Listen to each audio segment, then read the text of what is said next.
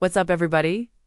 Today we're diving into something every beginner investor needs to hear. There are three types of new investors, and two of them, because no matter what you're investing in, the way you invest makes all the difference. They're either losing money right now or on their way to doing it. If you're just getting started in the stock market, crypto, real estate, whatever your investing lane is, this is for you. Smash that like button if you're here to grow your money the smart way. And as you watch, drop in the comments, which of these three types are you? Let's get into it. You end up spending more time managing your portfolio than actually growing your wealth. And let us be real.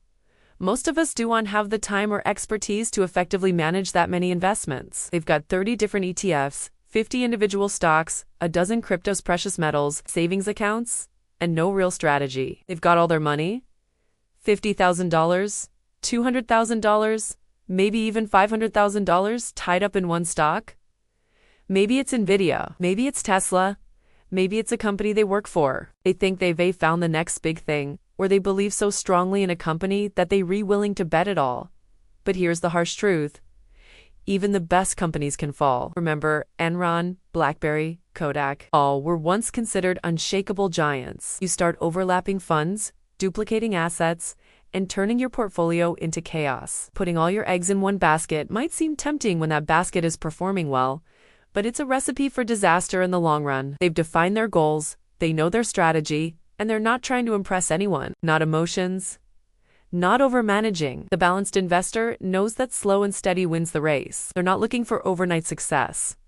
They're in it for the long haul. They're building wealth on purpose. They've found that sweet spot between too much and not enough. They understand allocation, not just accumulation. When everyone else is jumping on the latest investment craze, they take a step back and evaluate. They're not afraid to miss out on a potential gain. If it means avoiding unnecessary risk, they understand that some risk is necessary for growth, but they manage it intelligently. As they get closer to their financial goals, they might gradually shift their portfolio to include more conservative investments, ensuring that they can weather market downturns without derailing their plans. They stay informed about market trends and economic conditions, but they don't let every piece of news send them into a panic. Balance wins in the long run. Keep it simple, keep it steady, and keep showing up for your future self. Do you want to beat yourself up if you've made some missteps along the way?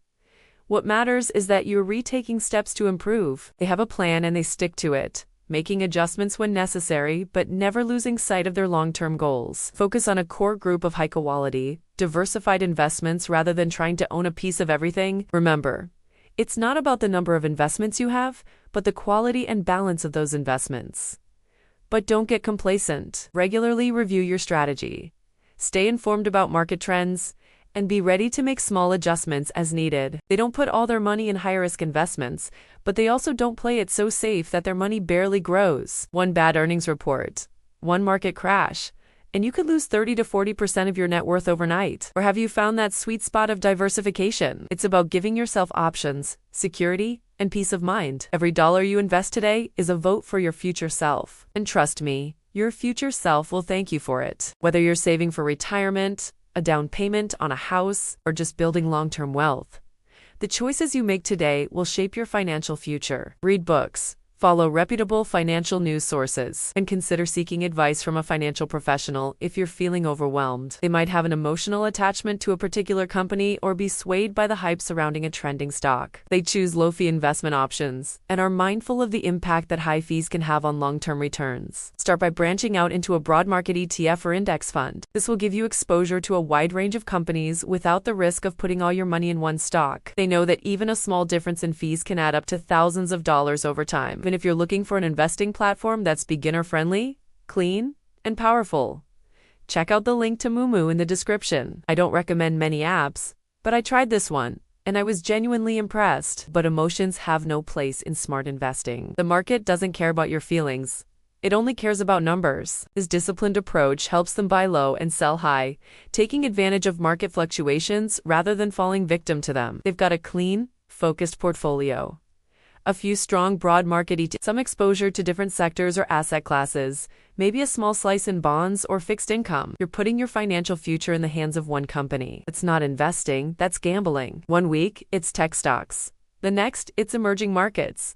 Then it's NFTs. They're constantly reshuffling their portfolio, racking up fees, and never giving any single investment enough time to really grow. But there's a big difference between having strong convictions and being recklessly all in on a single bet. 8S, like putting a few drops of hot sauce into a swimming pool.